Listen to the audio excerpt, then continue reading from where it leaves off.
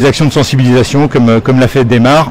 Bref, la SNPN est vraiment a une base scientifique et a vraiment un ADN zone humide très marqué, que ce soit dans ses actions générales ou dans la gestion de ces espaces. Alors le lac de Grandlieu, on est en France, dans l'ouest de la France, juste au sud-ouest de Nantes. L'aire d'influence de l'agglo nantaise vient vraiment lécher le nord du lac de Grandlieu. Alors ça fait partie des grandes zones humides de l'ouest de la France. On est en réseau avec l'estuaire de la Loire, avec la Brière, le Marais breton. Et au sein de cette grande zone humide de plus de 6000 hectares, la réserve naturelle nationale en fait près de 3000, 2695 hectares précisément, au cœur de cette grande zone humide. Alors, je dis la réserve naturelle, on devrait dire les réserves naturelles de Grandlieu. C'est un peu une originalité du site qui est très liée à une histoire foncière. Sur la carte que je vous présente, vous avez les délimitations des deux réserves avec des limites qui sont cadastrales avant tout et pas du tout naturelles. L'histoire de la protection de la conservation des milieux à Grandlieu, c'est une histoire foncière. La réserve naturelle, les 2700 hectares qui ont été classés en 1980, c'était une seule et même propriété qui appartenait à un célèbre parfumeur qui était Guerlain, Jean-Pierre Guerlain. Et qui en a fait don à l'État avec la condition de placer ce territoire en réserve naturelle. Donc c'est grâce à lui, c'était son territoire de chasse, c'est grâce à cette action que la réserve est devenue ce qu'elle est et a été complètement protégée. Et puis un peu plus tard, mais assez rapidement, 650 hectares, ce qui apparaît en violet juste à côté. Cette propriété a été achetée par la Fondation pour la protection des habitats de la faune sauvage, une fondation qui a été financée par les chasseurs, et a été achetée et mis plus récemment en réserve naturelle régionale et gérée par la Fédération départementale de chasse. Donc deux territoires très complémentaires. La limite entre les deux est très virtuelle. Elle traverse la zone centrale du lac de Grandlieu. Voilà, vous avez un exemple avec le panneau sur la photo de droite. Deux réserves instituées à l'origine par le monde de la chasse, c'est aussi une originalité qu'on peut souligner, avec deux gestionnaires très différents, une association de protection de la nature d'un côté et une fédération de chasse de l'autre, mais avec des actions qui sont de plus en plus convergentes entre les deux réserves. Heureusement, vous allez me dire, on travaille sur un même territoire, mais c'est parfois pas si simple que ça, donc c'est intéressant de le souligner. Et voilà, deux plans de gestion, deux gestionnaires différents, mais plein d'actions qui sont communes entre les deux réserves. Un petit film pour vous présenter quelques milieux qu'on a fait l'année dernière à l'occasion des 40 ans de la réserve naturelle. Ça va vous présenter quelques vues de la réserve naturelle, donc un petit aperçu de Grandlieu en 2 minutes.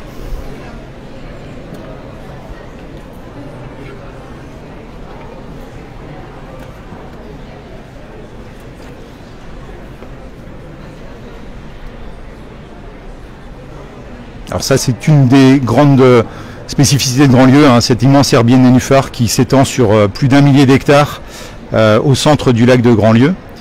C'est un lac à géométrie variable. La zone centrale qui est toujours en eau va être en partie occupée par ces herbiers qu'on aperçoit au nord de cette petite île. Et puis on a surtout un territoire très intermédiaire entre l'eau et la terre, occupé par d'immenses saulaies, d'immenses roselières, et qui font le paradis des oiseaux.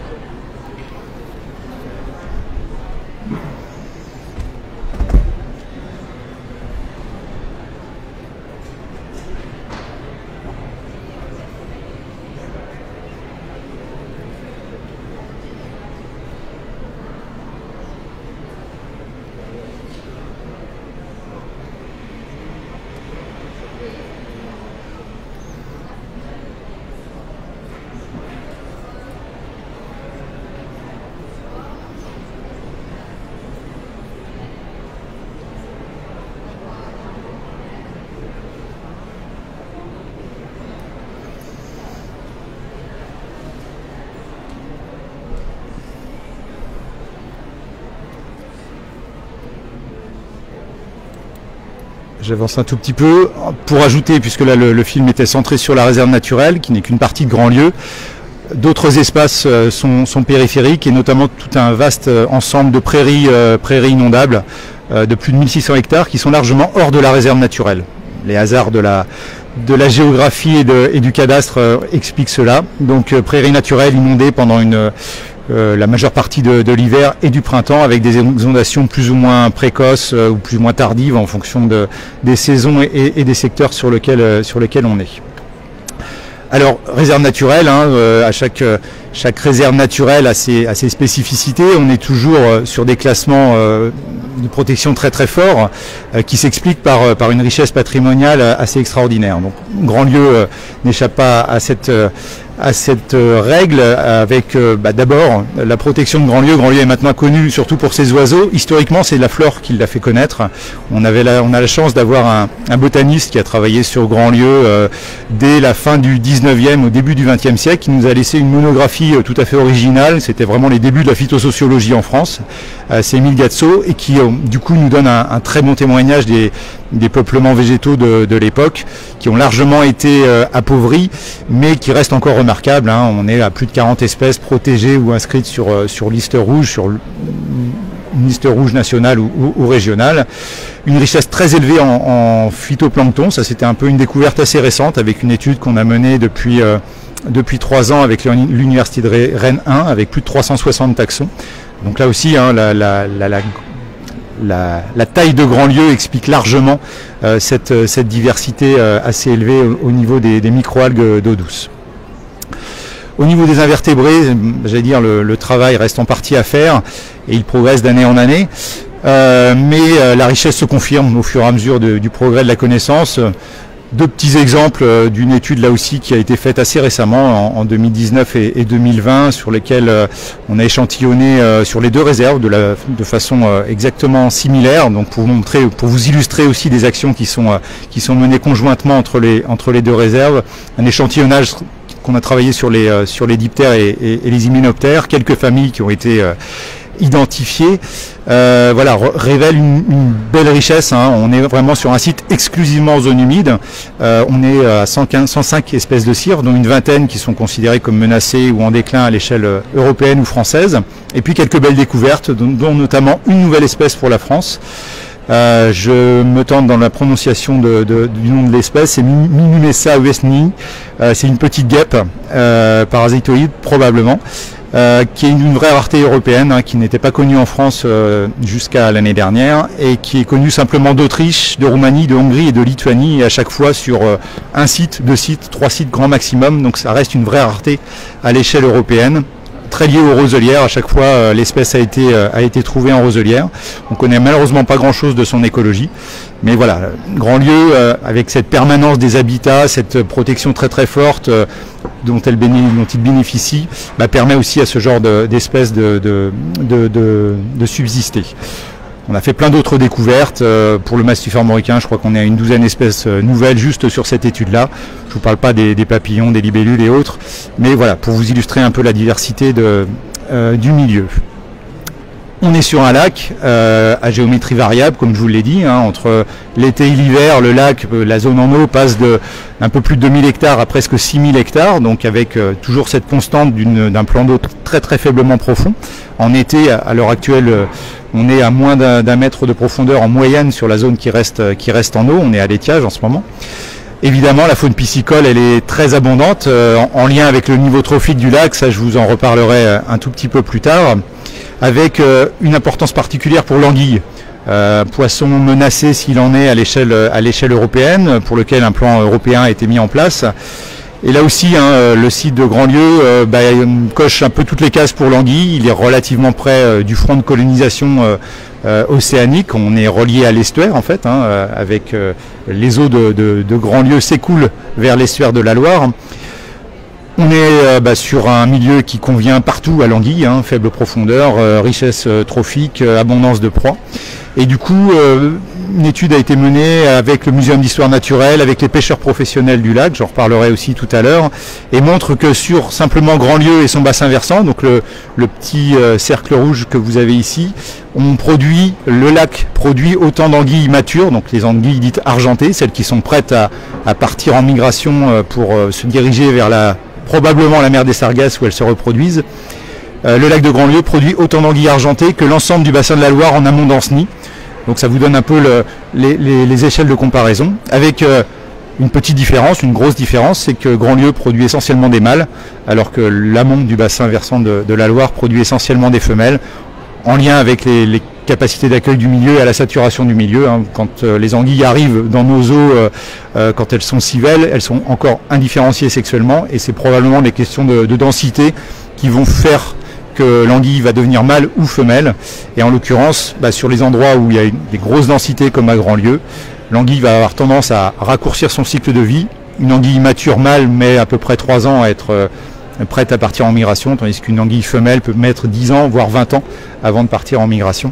Donc c'est ce qui explique la prédominance des mâles sur le lac de Grandlieu. Mais voilà, un rôle tout à fait majeur pour cette espèce menacée à l'échelle européenne.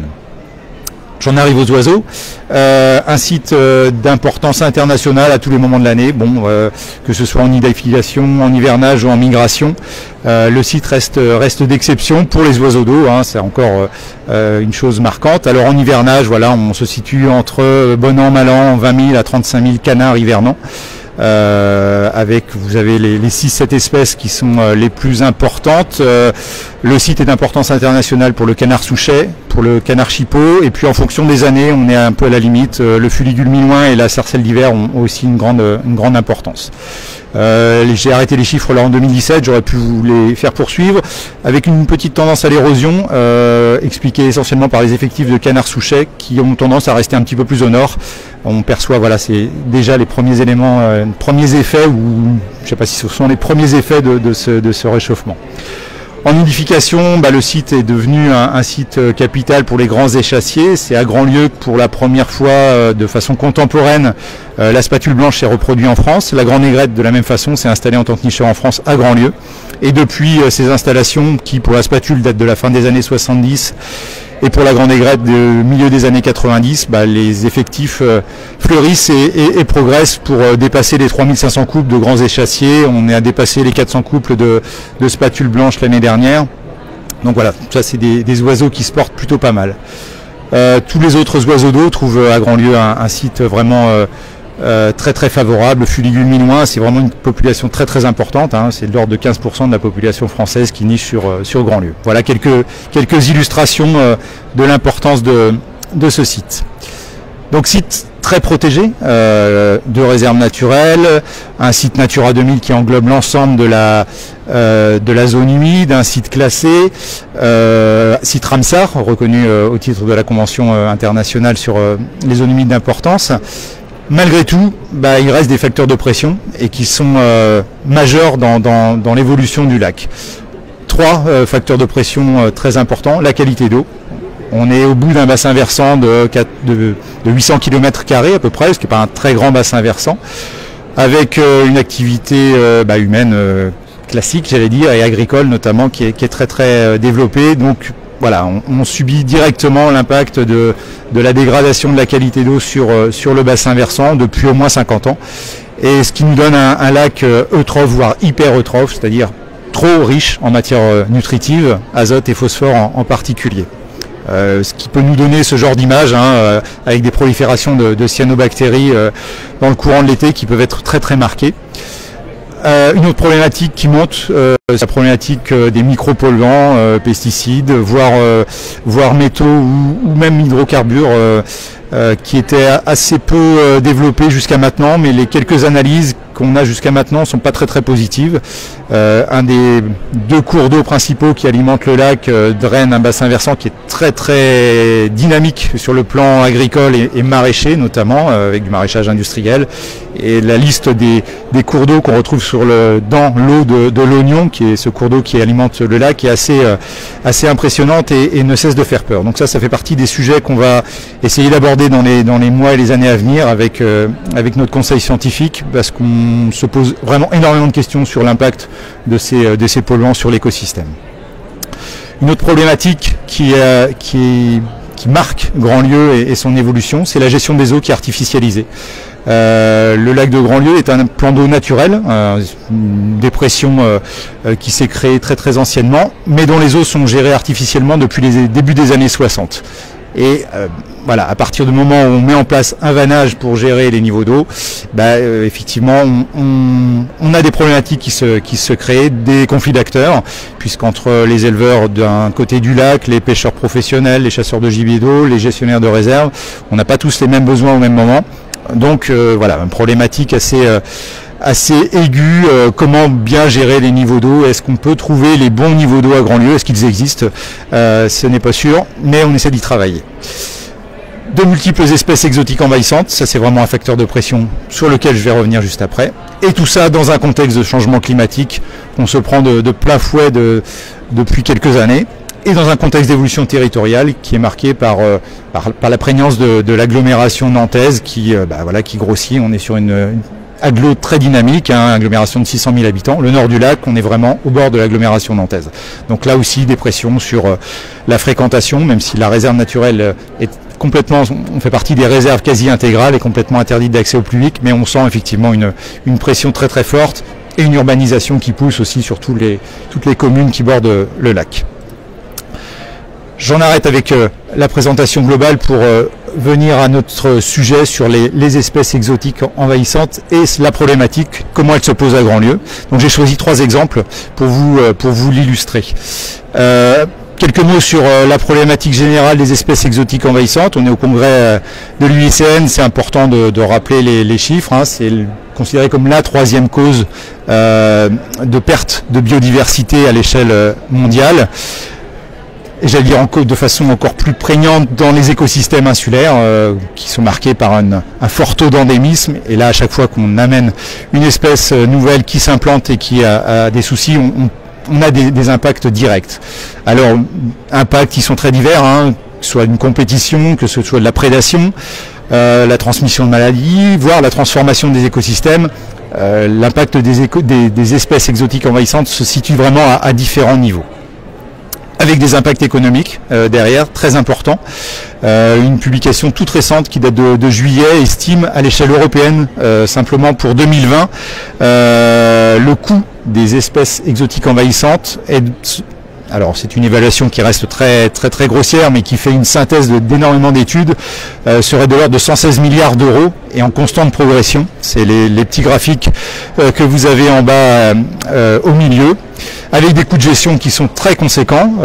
Au bas mot, c'est au minimum 20% de ce coût-là, et avec une croissance qui reste très importante du nombre d'espèces exotiques. Ça, c'est le petit graphique de Sibens de 2017 qui s'arrête en 2000. Les données postérieures à 2000 sont pas suffisamment fiables, mais globalement, vous voyez la pente dans laquelle on est. Donc voilà, c'est une problématique qui est là, que chaque gestionnaire, chaque acteur des milieux naturels va rencontrer à un moment ou à un autre. Alors, illustration avec quelques cas concrets. Qu'est-ce qui se passe sur Grandlieu? Qu'est-ce qu'on fait? Qu'est-ce qu'on peut faire? Quelle question plus globale posent ces espèces exotiques? Les Jussies d'abord, donc 2 espèces essentiellement, Ludwigsia grandiflora et Ludwigsia peploides. C'est une plante originaire d'Amérique du Sud, qui est d'introduction assez ancienne en France, puisque dès la première moitié du 19e siècle, je crois que c'est en 1820-1830, aux abords de Montpellier, que la Jussie a été introduite. La problématique est beaucoup plus récente en termes d'envahissement, et notamment sur l'ouest de la France. À Grandlieu en particulier, elle est apparue au début des années 90, dans une problématique au départ exclusivement aquatique. C'est une plante qui était largement détenue en aquariophilie. Voilà, c'est une belle plante, vous voyez la floraison, c'est une plante qui est très très très très chouette, qui grandit très facilement. Donc voilà, les aquariums, les bassins, c'était une plante qui allait bien pour tout ça. Le problème, quand elle se retrouve dans la nature, on a affaire à une explosion, hein, littéralement, à un développement exponentiel qui nous a amené à faire des grosses opérations d'arrachage mécanisé, hein, dans un premier temps, exclusivement sur le réseau hydraulique. Hein, une partie du lac va être effectivement avec des petits canaux qui étaient complètement bouchés par la Jussie à l'époque. Donc voilà, des opérations d'arrachage mécanique manuel pour essayer d'être le plus exhaustif possible, sachant qu'un petit fragment de Jussie peut se réimplanter sans problème et redonner une nouvelle plante, d'où voilà, ça a son avantage compétitif. Elle se régénère de quasiment rien. Donc ça a été jusqu'à fin des années 90, milieu des années 2000, des opérations d'arrachage renouvelées, donc des coûts très très conséquents, une équipe de saisonniers qui étaient embauchés tous les ans, qui circulaient dans les différents gestionnaires, les 2 réserves naturelles, un peu plus en amont aussi. Là on a essayé d'avoir des opérations concertées, y compris avec le syndicat de bassin versant qui gère d'autres territoires en amont du lac. Bref, la problématique Jussie aquatique est peu à peu rentrée dans le rang, avant que la montée en puissance d'une des 2 espèces, du grandiflora en l'occurrence, est de phase plus terrestre. Ça, c'était un peu la mauvaise surprise d'une espèce exclusivement aquatique. On arrive à une espèce amphibie qui s'implante très très bien sur les milieux terrestres. Donc avec un envahissement très très fort à partir du début des années 2010, d'abord sur certains secteurs de roselières où c'est plutôt le recul de la roselière qui a laissé la place à la Jussie et qui la prend de façon complète, et puis quasiment au même moment de grands secteurs de prairies inondables. C'est ce que vous avez ici, c'est un couvert exclusif de Jussie. Si vous trouvez 5 espèces dans ces dizaines d'hectares, c'est bien un grand maximum. Donc une nouvelle problématique qui est bien plus compliquée, puisque autant la Jussie en milieu aquatique peut relativement facilement s'arracher, c'est quand même un sacré boulot. Autant en milieu terrestre, hein, c'est des zones qui exondent plus ou moins tardivement dans l'année, c'est très compliqué, avec des conséquences qui sont très très fortes. Là à droite vous avez une petite carte qui montre la progression en quelques années, hein, entre 2013 et 2018, la progression de la Jussie sur un secteur de marais, les communs de Saint-Louis-de-Coutais en l'occurrence, hein, la partie sud vraiment du lac, avec des conséquences qui sont très très fortes. Évidemment, quand la Jussie colonise de façon exclusive l'espace, on a une très forte perte de diversité floristique. Et par ricochet, tout l'écosystème qui est lié à cette flore va être profondément modifié. Au niveau faunistique également, hein, les secteurs deviennent impropres à la nidification des limicoles. Hein, quand la Jussie monte à 70-80 cm de haut, ça laisse un espace qui est très refermé par rapport au paysage qu'on avait juste avant. On a constaté aussi sur les secteurs envahis qu'ils étaient largement désertés par les canards hivernants. Hein. C'était typiquement des zones de gagnage, donc de nourrissage pour les canards. Voilà, c'est des zones entières où il n'y a plus une seule graine de produite et qui reconstitue l'essentiel de la nourriture de ces canards hivernants. Problématique pour les éleveurs qui exploitaient ces prairies inondables, de par la piètre qualité fourragère de l'espèce. Hein. Les animaux la mangent, les vaches la mangent, mais ça reste une fourragère de très très faible qualité. Et puis double peine pour les éleveurs, ces zones deviennent inexploitables, donc ne sont plus considérées comme des zones agricoles, donc perte des aides, des mesures agro-environnementales, voire des aides PAC. Donc voilà, c'est une double ou une triple peine pour les éleveurs. Du coup, tout ça induit aussi une certaine tension entre les parties prenantes autour de la gestion des niveaux d'eau. La Jussie reste une plante qui reste quand même aquatique, donc qui a besoin d'eau à un moment ou à un autre de son cycle.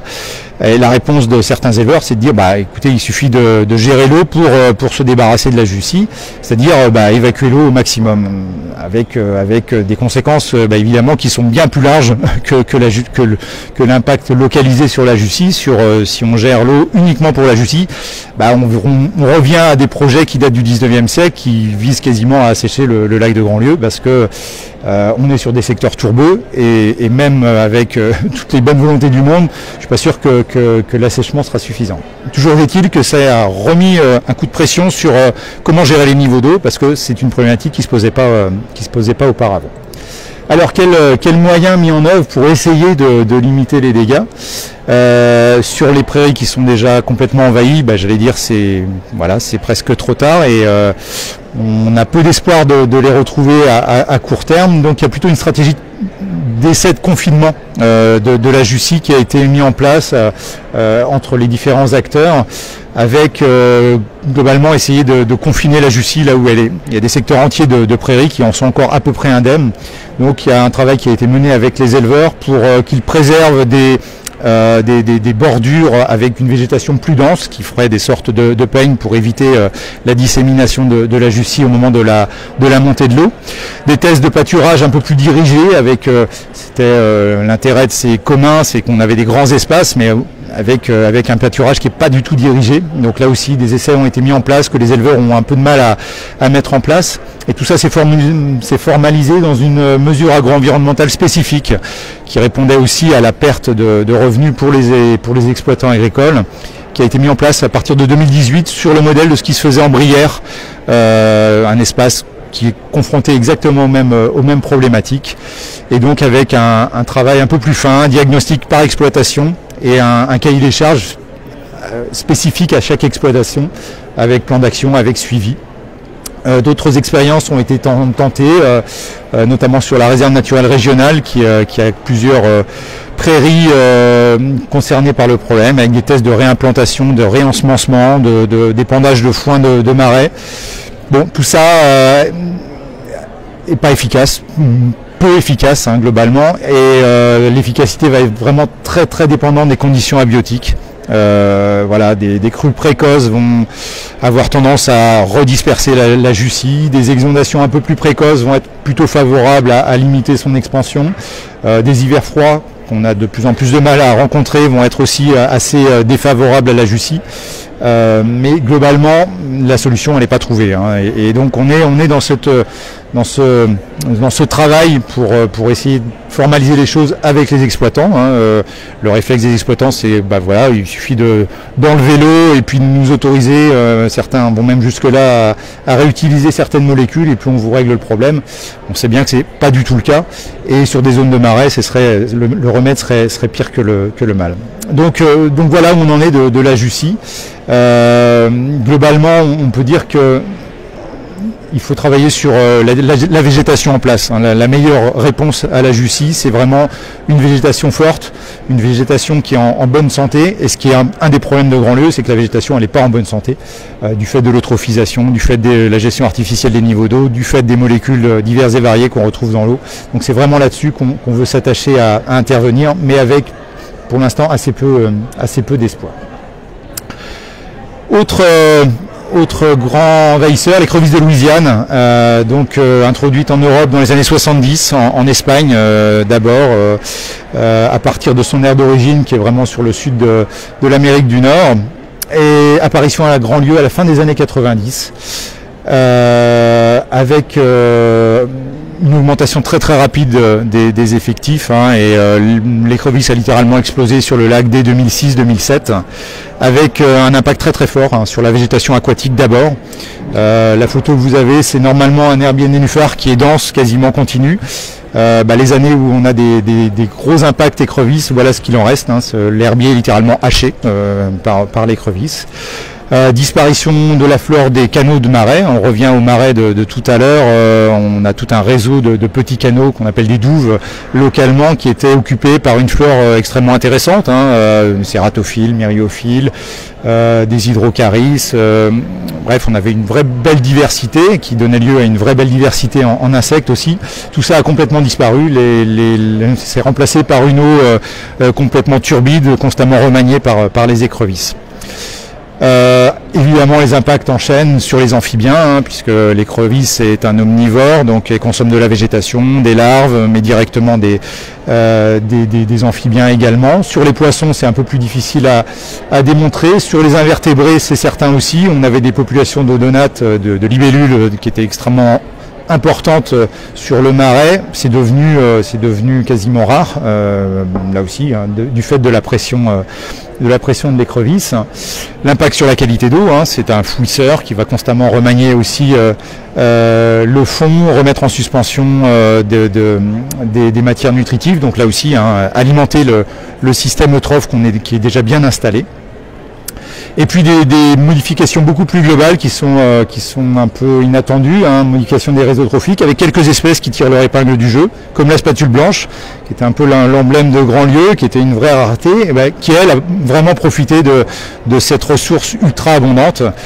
Auparavant, les spatules qui nichaient à Grandlieu, qui se nourrissent plutôt de petits crustacés, de petites crevettes, faisaient tous les jours quelques dizaines de kilomètres pour se nourrir en marais breton ou en estuaire de la Loire. Depuis que l'écrevisse est apparue, en quelques coups d'aile, elles vont de leur nid à leur zone de gagnage et se gavent littéralement d'écrevisses et peuvent élever sans problème 3-4 jeunes par saison.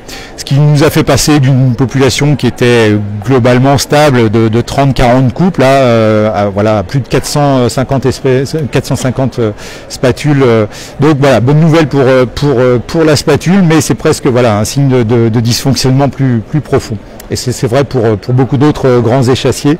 Si on a une telle population maintenant, c'est aussi grâce à l'écrevisse. Alors comment gérer ça? Une opportunité, je mets un point d'interrogation quand même à Grandlieu, c'était la présence d'une pêcherie professionnelle artisanale, 7 pêcheurs professionnels. Hein, la pêche à Grandlieu, c'est une activité séculaire. Hein, dans le début du XXe siècle, ils ont été jusqu'à 120 pêcheurs. C'est évidemment très très différent maintenant. On a trouvé des traces archéologiques de pêche de très très anciennes. Donc vraiment la pêche, ça fait partie de Grandlieu, cette histoire-là. Pêcheurs qui basaient essentiellement leur activité sur l'anguille. Ils sont 7 professionnels et qui ont été très rapidement confrontés à la problématique de l'écrevisse. Hein. Les engins qu'ils utilisaient pour pêcher l'anguille devenaient littéralement gavés d'écrevisses. Hein. Vous voyez la relève d'un de leurs engins, au point de ne plus rien pêcher d'autre. Donc problème, qu'est-ce qu'on fait de tout ça, sachant qu'on était dans une zone très très grise. Est-ce qu'on peut commercialiser, est-ce qu'on peut utiliser l'écrevisse? Donc ils ont bénéficié d'un arrêté préfectoral dès 2007 avec des mesures très strictes qui les autorisent à pêcher et à commercialiser l'écrevisse, avec des conditions très très strictes de déplacement, de destinataires limités au département de la Loire-Atlantique, dans des conditionnements fermés, avec une liste très très précise. Bref, ça leur a donné quelque part une nouvelle opportunité commerciale. Et puis rapidement se posait quand même la question des petits individus qui étaient difficiles à commercialiser. Donc en milieu des années en 2012, je crois, un contrat expérimental a été testé pour essayer de les inciter à pêcher un peu plus l'écrevisse, pour voir effectivement si on peut avoir un impact sur ces populations. Donc une partie de leur temps était rémunérée pour pêcher et détruire l'écrevisse, avec du coup la destruction de toutes les classes d'âge qui étaient pas commercialisées. Quel bilan de tout ça? Ça nous donne quand même 20 à 25 tonnes qui étaient pêchées par an durant la durée du contrat, avec une importante variation d'abondance en fonction des saisons. Ça leur a permis aussi de mettre en place un engin un peu plus sélectif qui permettait de capturer l'écrevisse en période de pêche interdite à l'anguille. Hein. En gros, leurs engins étaient aménagés pour que les anguilles puissent s'échapper et que les écrevisses restent dans leurs engins. Et puis on a pu étudier avec les pêcheurs, avec d'autres partenaires, les effets de la pêche sur la population d'écrevisses, en échantillonnant avec des engins spécifiques la population d'écrevisses en place, et en regardant ce que pêchaient les pêcheurs, et puis en essayant de voir un peu l'abondance des écrevisses en fonction des secteurs. Force est de constater que l'effet de la pêche est quasiment nul sur une telle population avec une telle dynamique. Vous avez la relation taille nombre d'individus de la population d'écrevisses. En gros, Ici, c'est la population qu'on retrouve dans le milieu naturel. Ça, c'est la population qui est pêchée. Donc là, on voit déjà tout de suite que les plus petits individus, du fait des engins qui sont utilisés, du fait de la réglementation qui était plutôt adaptée anguille, sont pas du tout ciblés par les pêcheurs professionnels. Donc en gros, le gros de la population constituée de ces petits individus sont pas du tout pêchés. Et puis on a aussi une ségrégation spatiale en fait. L'écrevisse utilise essentiellement les prairies inondables comme zone de nurserie. C'est là qu'on va trouver les plus grosses abondances. Et ces zones qui sont en plus pas pêchées. Donc au mieux, il limite légèrement la colonisation de la zone centrale du lac par les grosses écrevisses, mais l'effet global est tout à fait négligeable. Donc le contrat n'a pas été renouvelé. Il a permis de construire des petites perspectives économiques, mais qui restent très fragiles. J'insiste pas là-dessus. Mais du coup, qu'est-ce que l'on peut faire si la pêche n'est pas efficace, si tous les prédateurs possibles et imaginables qui sont présents ne sont pas efficaces? Comment fait-on? D'autant qu'entre-temps, la réglementation européenne a changé. Le règlement 1143/2014 a été mis en place avec sa traduction française et qui recommande, qui implique une non-exploitation des espèces exotiques envahissantes, non-exploitation économique. Des autorisations peuvent être accordées, mais elles sont temporaires, elles doivent être très argumentées avec des conditions très strictes. Donc ça doit être défini notamment dans le plan de gestion de l'espèce. Chaque espèce exotique établie de façon durable, on peut le dire maintenant, doit faire l'objet d'un plan de gestion. Donc là, il est en cours de rédaction par l'Office français de la biodiversité. Et se pose effectivement la question de la pêche commerciale de l'écrevisse. Est-elle envisageable et à quelles conditions? Dans dans le côté pour, la ressource est là, les pêcheurs peuvent l'utiliser, plutôt que d'importer quelques dizaines ou quelques centaines de tonnes d'écrevisses, aller au mieux les Pays-Bas ou l'Espagne, au pire la Chine ou l'Amérique du Sud, on peut avoir une ressource locale. Pour les pêcheurs, ça permet aussi de faire baisser un peu la pression sur l'anguille, qui reste un peu notre cible en termes de conservation. Donc ça, c'est pas inintéressant aussi d'avoir une petite diversification. Les risques, effectivement, c'est que on passe de l'opportunité à l'aubaine et que ça devienne un modèle. Donc là, c'est vraiment toutes les conditions qui vont être posées, qui vont devoir être vraiment très strictes pour effectivement pas calquer un modèle économique sur une espèce exotique. C'est vraiment ce qu'il faut éviter. Mais pour l'instant, on est vraiment dans l'incertitude. Les pêcheurs ont des autorisations annuelles préfectorales, mais tant qu'effectivement la France n'a pas défini, dans le cadre de son plan de gestion de l'espèce, son positionnement, on reste dans un entre-deux qui est pas très pratique, parce que les contrôles sont pas là, les règles sont pas franchement posées, la décision se prend plutôt localement, ce qui est pas vraiment souhaitable. Pour comparaison, les Espagnols ont vraiment fait le choix du commerce. Le problème vient en grande partie de chez eux aussi. Elle a été introduite dans les marais du Guadalquivir dans les années 70 et depuis a colonisé nos eaux. Et clairement, eux, ils ont fait le choix de préserver leur filière économique avec derrière des choses qui ne sont pas mesurées en termes effectivement de diffusion. Donc voilà, là on en reste effectivement avec trois petits points pour savoir effectivement quel impact et quelle politique va être choisie dans cette logique-là. Dernier exemple qui est pas du tout du même niveau. Deux espèces précédentes ont vraiment un impact très fort localement sur l'écosystème de Grandlieu. La troisième espèce, c'est l'Erismature rousse. Et je vais d'abord parler de sa cousine, en fait, l'Erismature à tête blanche, qui elle est une cible de conservation très importante à l'échelle européenne, puisque dans l'Europe de l'Ouest, la seule petite population qui existe, elle est centrée sur le sud de l'Espagne, avec un peu moins de 3000 individus. C'est une espèce qui a failli disparaître. Les Espagnols ont mené des gros efforts de reconquête de l'Erismature à tête blanche. On a une population un petit peu plus importante en Asie centrale, mais qui est également très menacée par les modifications de son habitat, le changement climatique. Et le problème qui se posait, c'était l'arrivée de l'Erismature rousse, un petit canard nord-américain, qui avait été introduit en Grande-Bretagne et qui arrivait en compétition en fait avec l'Erismature à tête blanche. L'introduction s'est faite en Grande-Bretagne à partir d'animaux détenus dans des parcs et qui ont été relâchés de façon volontaire ou pas d'ailleurs, mais toujours est-il qu'une population s'est développée en Grande-Bretagne, a augmenté très fortement. Vous avez le graphique qui est juste à droite, jusqu'à presque 6000 individus avant qu'une politique soit mise en place. Cette population s'est mise à migrer et à venir en contact de l'Erismature à tête blanche. Problème, l'Erismature rousse est beaucoup plus compétitive que sa cousine et si rien n'avait été fait, elle aurait simplement fait disparaître l'Erismature à tête blanche par dilution génétique, puisque les mâles d'Erismature rousse sont plus efficaces que les mâles d'Erismature à tête blanche. Donc l'Europe a pris des mesures fortes, a fait des recommandations, la Convention de Berne, et le Royaume-Uni du coup a mis en place une politique efficace, puisque virtuellement le problème en Grande-Bretagne est réglé, il reste quelques individus, mais de façon isolée et qui ne se reproduit plus.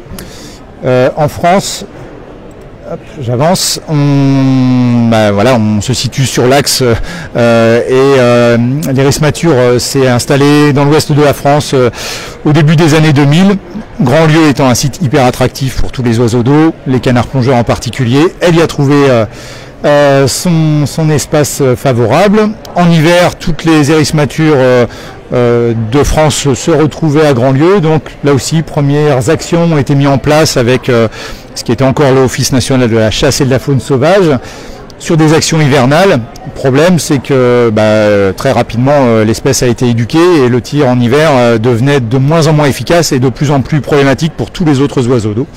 Donc on a changé vraiment notre fusil d'épaule, c'est le cas de le dire, pour des interventions très ponctuelles sur l'espèce en reproduction, qui était relativement efficace. Le problème, c'est que c'est une espèce qui s'est assez largement répartie sur tous les étangs de l'ouest de la France, globalement sur les Pays de Loire, la Bretagne, un petit peu dans le pourtour, et c'est une espèce qui peut être très très discrète, qui se camoufle très très bien dans les herbiers de nénuphars, donc beaucoup de problèmes pour les équipes de l'ONC de détection et d'intervention rapide. Donc on a réussi à peu près stabiliser la population sans franchement la faire baisser. C'est pour ça qu'a été mis en place un programme live tout récemment. Les Anglais ayant virtuellement réglé le problème se reporte sur la France, donc nécessité d'intervenir également. Et donc c'est un programme live qui a été monté par l'Office français de la biodiversité en partenariat avec la SNPN pour des actions. L'objectif, c'est une détection précoce, intervention rapide sur tous les plans d'eau de l'ouest de la France. Donc une équipe dédiée a été mise en place au sein de l'OFB. Une amélioration de l'efficacité de nos interventions au printemps-été sur Grandlieu avec amélioration du matériel et un peu plus de temps consacré à cela. Et puis des tests également pour intervenir en hiver avec des nouvelles méthodes, plutôt à l'affût, avec des affûts flottants. On a essayé pas mal de choses, y compris dans des flottes tubes. Pour avoir de l'impact sur les oiseaux qui restent à Grandlieu en hiver, en ayant peu d'impact, voire pas d'impact sur toutes les autres espèces qu'on cherche à préserver, évidemment. Contrôle des effectifs captifs, parce qu'il faut effectivement intervenir sur les oiseaux qui sont en liberté. C'est important également de ne pas réalimenter la chose. Et puis des liens avec les populations résiduelles de Pays-Bas et de Belgique. Et le programme a démarré il y a à peine 3 ans avec une bonne efficacité, puisque à la fin de l'hiver dernier, on avait moins de 10 oiseaux en hivernage à Grandlieu. Donc on arrive très très rapidement au bout et sur une espèce exotique, là pour le coup, on a une politique qui est efficace et qui globalement a réglé le problème, sous réserve par contre d'une politique qui soit vraiment globale à l'échelle de l'Europe.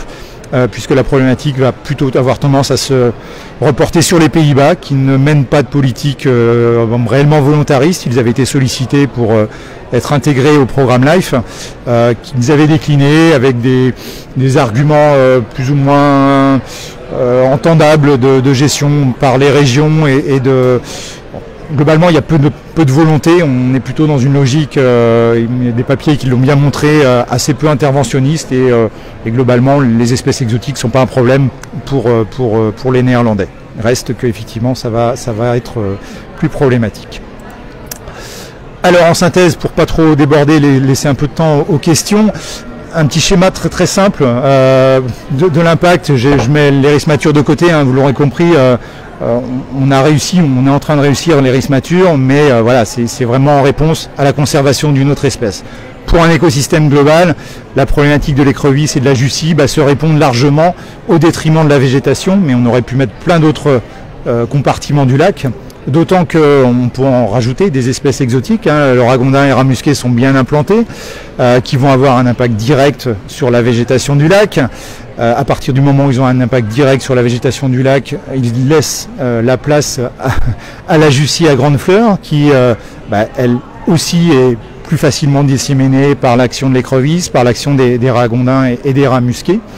Bref, on est dans quelque chose qui se mord un peu la queue, d'autant plus que d'autres facteurs interviennent fortement, et c'est plutôt là-dessus que je voulais conclure, hein, c'est que si les espèces exotiques sont si compétitives, c'est qu'on a globalement un écosystème qui n'est pas en très bon état. Hein, l'eutrophisation, le niveau trophique, là vous avez les quantités de phosphore.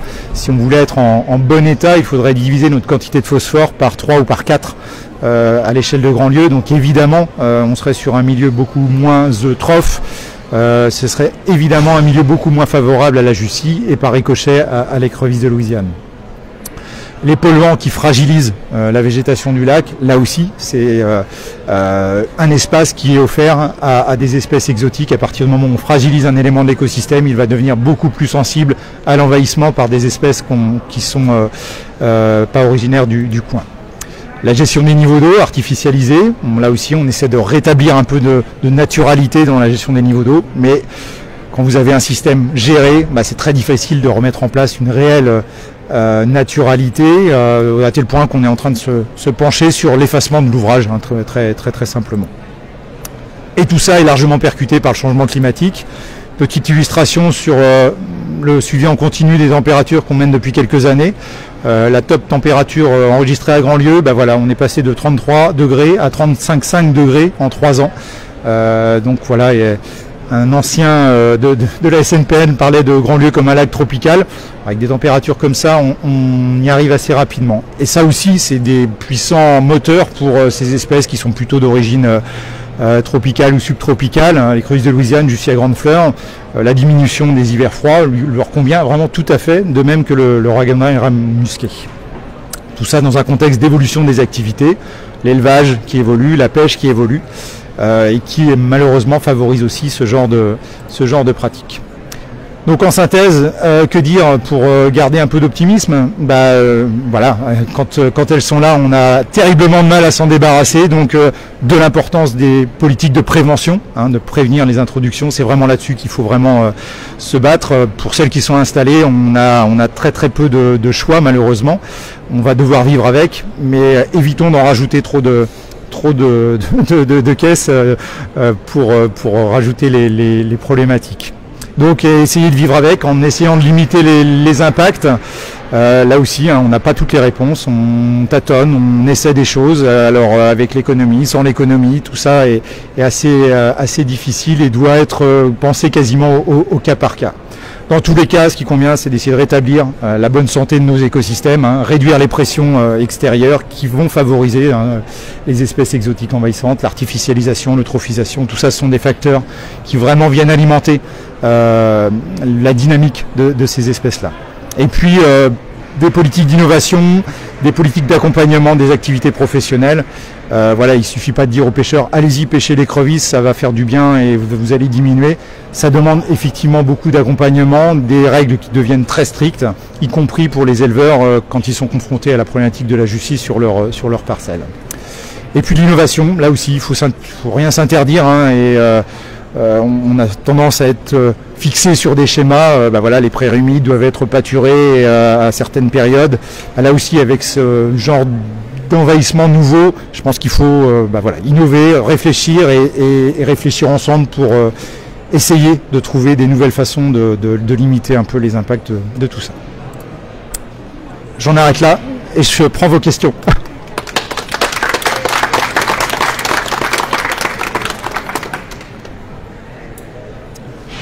Il y a un micro qui circule? Non, c'est le mien. Alors, hop, vas-y. On va faire circuler ce micro-là. On a juste une question qui vient d'être posée en ligne. Donc je viens la poser pour la personne. Donc quelle est pour l'ibis sacré? Du coup, est-ce qu'il y a une gestion qui est mise en place? Alors voilà, j'ai pris que 3 exemples, mais effectivement il y en a bien d'autres. L'ibis sacré, c'est là aussi un oiseau, un grand échassier qui s'est échappé d'un parc zoologique en Sud-Bretagne. Et donc là, la politique a été menée depuis maintenant un petit moment, hein, effectivement, face aux problématiques que présentait l'ibis sacré, de prédation directe sur un certain nombre d'oiseaux protégés, d'autres espèces. Il a été fait le choix effectivement de limiter ces populations, voire d'aller jusqu'à l'éradication. Donc là, il y a tout un programme qui a été mené à la fois par l'OFB et par nous. Nous, on limite la nidification en détruisant les œufs sur les colonies. Et l'OFB a une politique de destruction active des ibis. Et globalement, effectivement, on est alors on arrive, c'est pas aussi efficace que l'iris mature, mais il reste encore 500 ou 600 ibis, je crois, dans la nature, alors qu'on était monté à plus de 3000. Donc voilà, la politique est en place également. Alors, hop, je vais passer le micro comme ça.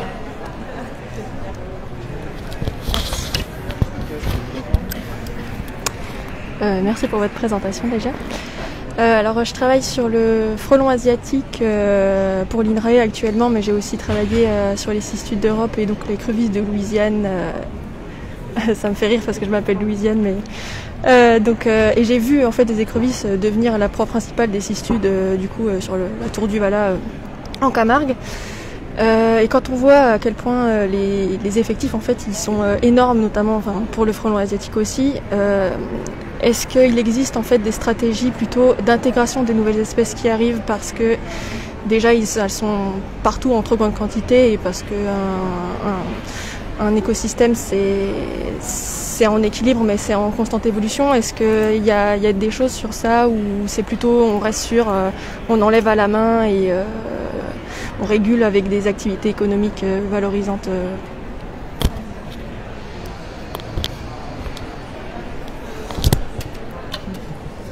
Pardon. Oui, alors de fait, ça résonne. De fait, on arrive à cette intégration des espèces et à la création de néo-écosystèmes quelque part, parce que ce que l'on obtient quand on voit les interactions constantes entre notre faune ou notre flore locale et toutes ces espèces nouvelles, de fait, on est dans l'intégration de ces nouvelles espèces, alors qu'ils soient exploités ou pas. On a toujours des rêves un peu utopiques de retrouver notre nature telle qu'elle était avant, mais je pense qu'effectivement il faut en faire le deuil. Reste que voilà, on reste toujours très prudent sur cette approche qui pourrait rapidement se transformer en allons-y, laissons faire complètement et à la limite il n'y a plus besoin et donc on est toujours dans cet entre-deux. On se voit bien que de toute façon malgré toute notre bonne volonté on n'arrivera pas, et on a du coup des nouveaux écosystèmes qui sont créés avec ces nouvelles espèces. On reste prudent sur ce discours-là en disant voilà, essayons quand même de limiter les apports, de limiter les impacts quand c'est possible. Force est de constater sur la Jussie, sur l'écrevisse, c'est l'échec, ou sur le frelon asiatique, on est exactement sur la même problématique.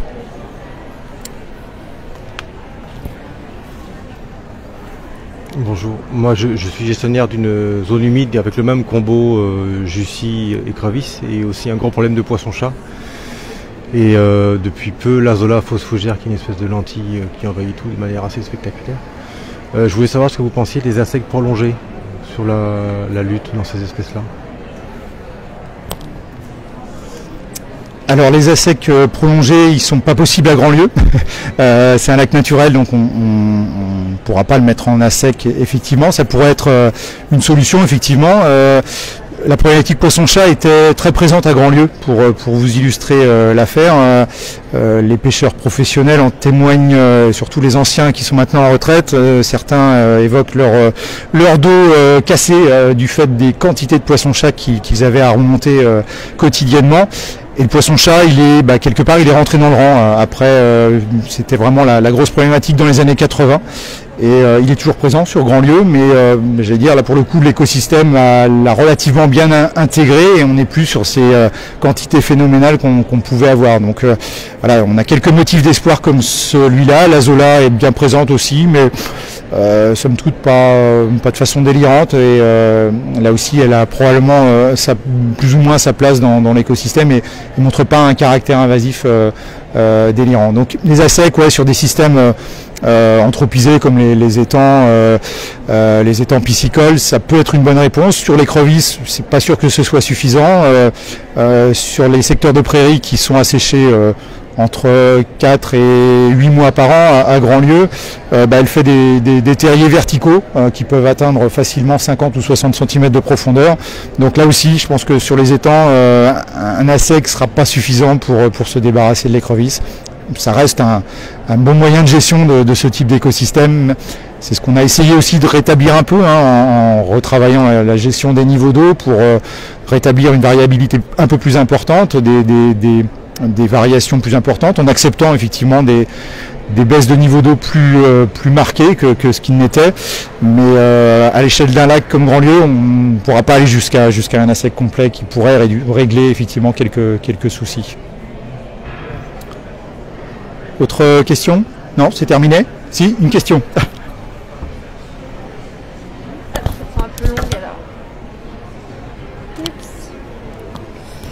Alors on avait une première question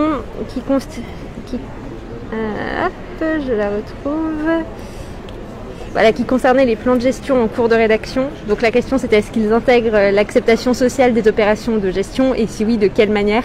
Parce que pour certaines espèces végétales dans certains territoires, il peut y avoir des oppositions des riverains et qui jugent ces plantes belles et utiles et donc voilà.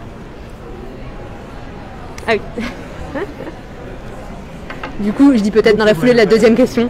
La deuxième question, ça concernait l'aspect éthique du fait de tuer des espèces envahissantes. Est-ce que ça pose pas un problème éthique, d'autant plus qu'elles ont souvent été introduites par l'homme, voilà.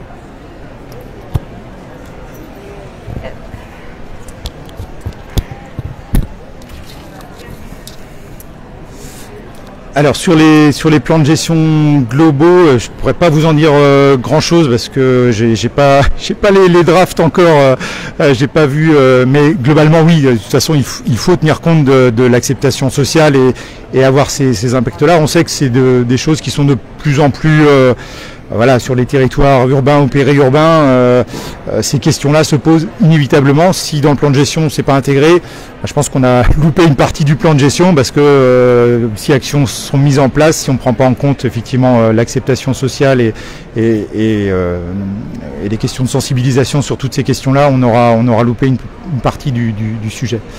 Sur les questions éthiques, c'est vraiment une question qui se pose. Alors clairement, on se retrouve en tant que gestionnaire à mettre en œuvre des opérations qui visent à éliminer des espèces. Donc on manipule la carabine. Effectivement, c'est pas forcément des choses auxquelles on était habitué ou préparé à faire ou qu'on aime faire. La question, voilà, c'est sur la problématique de l'érismature, par exemple, pour prendre un exemple concret. Effectivement, l'homme l'a amené, l'érismature rousse, elle a rien demandé, effectivement. Toute la question, c'est effectivement, est-ce qu'on veut préserver l'érismature à tête blanche ou pas? Ça se résume à ça, et l'éthique, elle est aussi là. Est-ce que nos actions d'introduction, volontaires ou pas, doivent se traduire par effectivement la disparition d'une espèce? Là aussi, on a une question éthique. Donc là, l'éthique a été plutôt vers l'intervention et vers effectivement des opérations de tir qu'on essaie de faire le plus proprement possible, sachant que voilà, c'est pas toujours si simple que ça. Mais voilà, c'est des questions qui se posent, qui vont se poser de plus en plus, de toute façon, hein, avec la montée en puissance des mouvements de plus en plus sensibles au bien-être animal et autres. Donc ça aussi, il faut l'intégrer dans nos politiques pour communiquer, j'allais dire, subtilement et justement sur tout ça. Mais là encore, j'ai pas forcément les réponses adaptées à tout ça. Si on n'a pas d'autres questions, on va laisser la place au suivant. Merci à vous.